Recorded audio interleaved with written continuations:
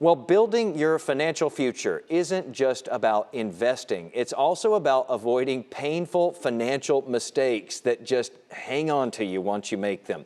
Money and business expert Derrick Kinney is with us again this afternoon, though, to try to help us make and save money a little bit better than we have been. Derrick, thanks so much for being here.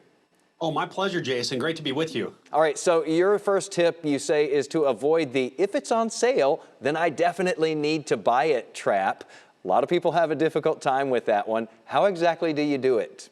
Well, this costs people so much unintended money. If you go to Home Goods or the stores where you want to buy one item, but you have to kind of weave through, I call it the aisle of temptation, and you end up spending more, almost double what you planned on.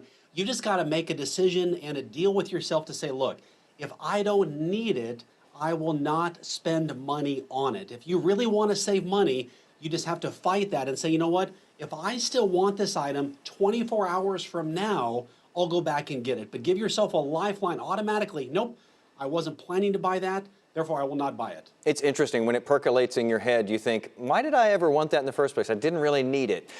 You say also to watch impulse spending. This sort of dovetails into that. Again, that can be really hard for a lot of folks. How do you avoid that? Well, the key is give yourself a time frame that you have to call someone, maybe it's your spouse, your partner, a friend, and say, look, here's the deal I made. I really want to buy this, but I was going to call you and say, do you think this is a good purchase? The key is you're putting a life jacket on yourself. As you jump into the ocean, you want to have something to protect yourself from your own best thinking. A life jacket's a good thing if you're jumping in like that.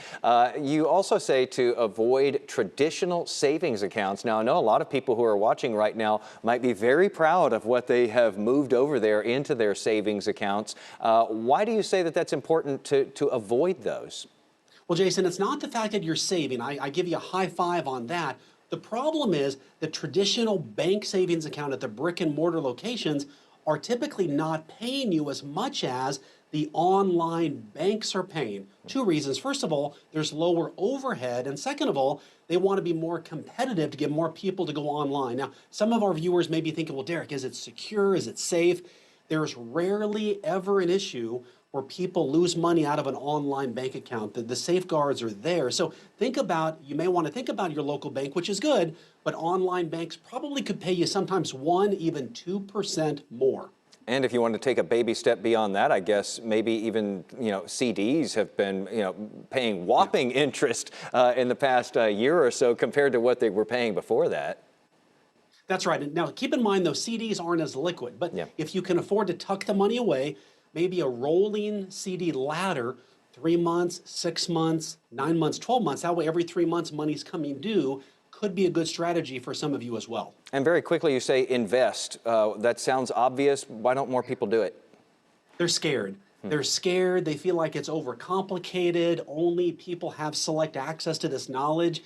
The bottom line is you can be as effective as an investor as those on Wall Street if you simply study who's doing well and just take daily steps to invest money in things that you like yourself. It means other people probably do as well. You'll probably make some money. Fear holds us back. Derrick Kinney, the CEO of Good Money Framework. Thanks as always for being with us here today.